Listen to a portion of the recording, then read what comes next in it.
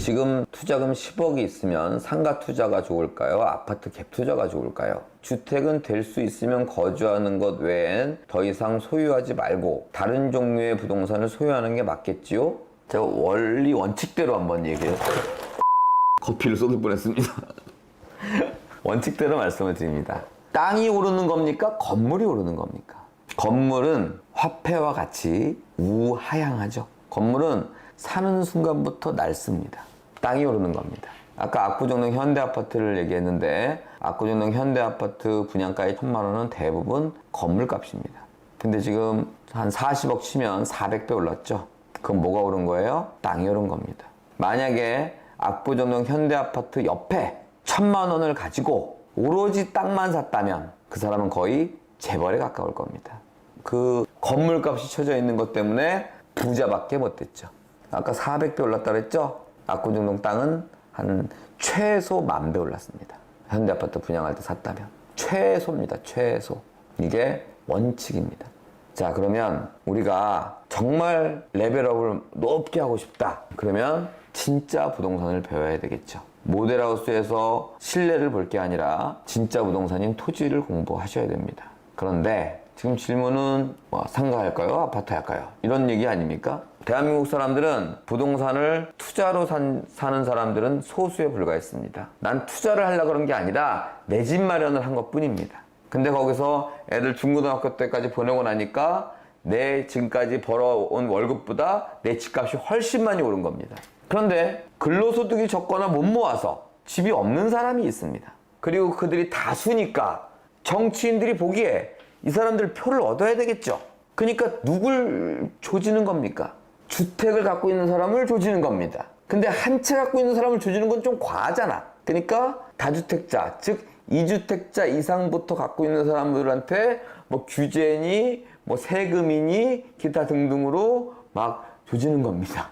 근데 그제서야 사람들이 이제 야, 주택은 너무 규제가 심해 이렇게 돌려보니까 압구정동 현대아파트가 아니라 압구정동 땅을 사야 된다는 공부를 그때부터 하기 시작하는 겁니다.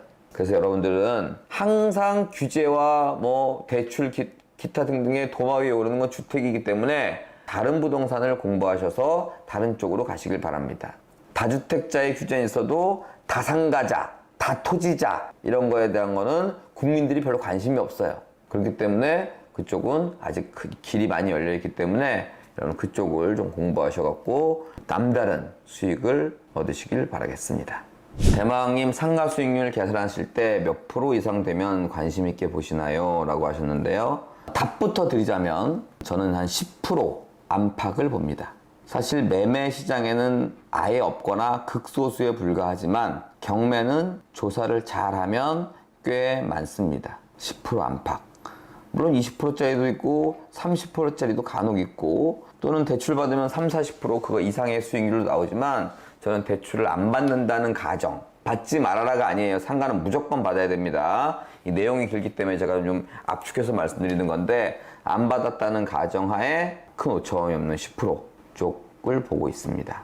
상가는 아파트보다도 높게 짓는 곳들이 많아요. 그러니까 주거지역이 있고 상업지역이 있으면 주거지역보다 상업지역이 더 빌딩이 높고 촘촘해요. 무슨 얘기인지 아시겠죠? 아파트가 이렇게 짓는다면 상가나 오피스텔은 이렇게 짓죠. 그러면 건물이 높게 올라간다는 얘기는 일반적으로 한 호수의 땅이 작다는 얘기예요.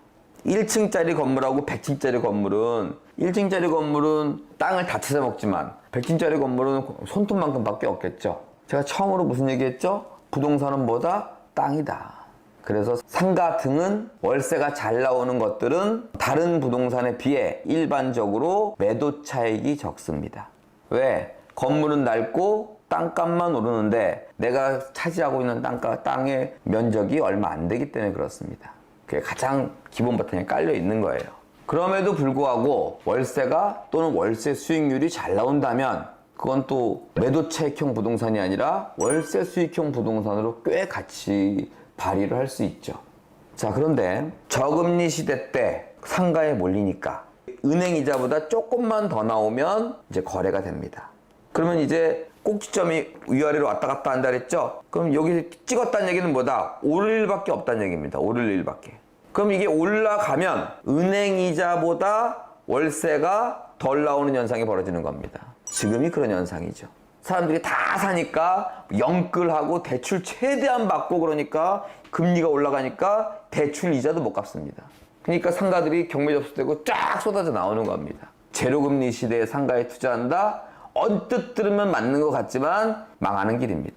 고금리 시대에는 은행에 넣어놓죠? 고금리 시대에 상가 투자하셔야죠.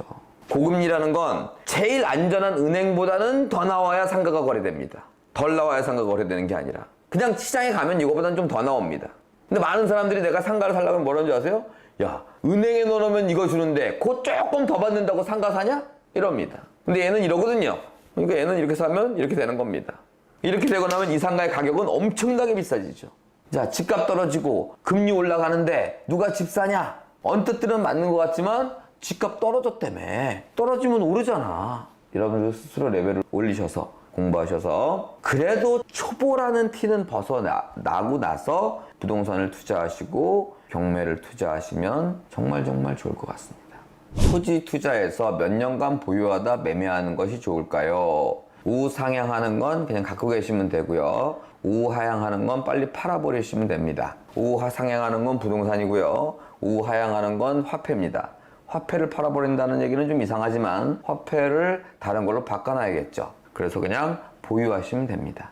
자, 그거를 다시 압구정동 현대아파트로 돌아오겠습니다. 1,000만 원에 분양했습니다. 사실 1,000만 원에 분양 안 했습니다. 860만 원에 분양했는데 평당가 아닙니다. 한 채당 2년 정도 지나니까 2,000만 원이 됐어요. 그러면은 돈이 필요하면 2배 장사해갖고 파시면 되고요. 돈이 필요 없으면 계속 갖고 계시면 됩니다. 지금 압구정 현대아파트 분양가 860이고 50억 하죠? 그러니까 우리가 수익률 내는 것과 부자가 되는 거는 개념이 좀 다릅니다.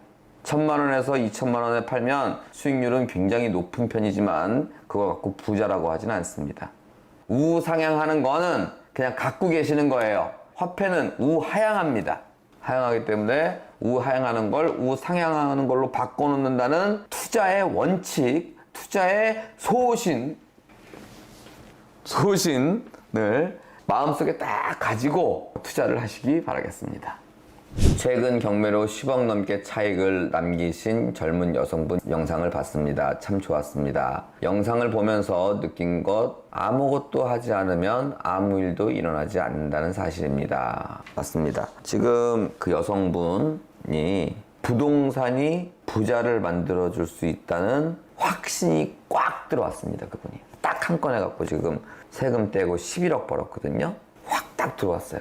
그러니까 월급쟁이 생활하다가 200, 300만 원 받다가 이제 부동산 경매를 배우고 1년도 안 돼서 11억이라는 현찰이 들어왔습니다. 주변 사람들의 대우가 달라지고 은행에 가서 돈 좀 빌려주세요 하는 게 아니라 돈 좀 맡겨주세요로 바뀌었고, 그리고 나니까 확신이 꽉 드니까 지금 우리 학원에서 매일같이 출근합니다. 서울로 집도 얻어서, 그분이 양산 분이시거든요. 집도 얻어서 거의 출근하다시피 매일 실습과 임장을 다닙니다. 그 확신이 든 그분은 계속해서 돈을 벌 겁니다. 그러나 아직까지 한 번도 안 해본 사람들은 한 번 해본 돈을 크게 벌어본 사람과 확신의 퍼센테이지가 다릅니다. 스스로 임장 가시고 스스로 입찰하시고 스스로 낙찰 받으셔갖고 이제부터 여러분들도 그 부자 반열에 들어가셔야 됩니다.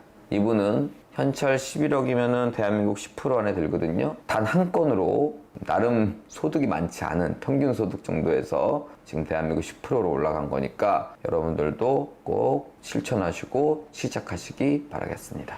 그분 제 팬클럽이거든요. 아니, 팬클럽이면은 저를 좋아해야지. 그 팬클럽들이 그분을 좋아해 지금. 큰일 났어. 팬클럽 바뀌게 생겼어.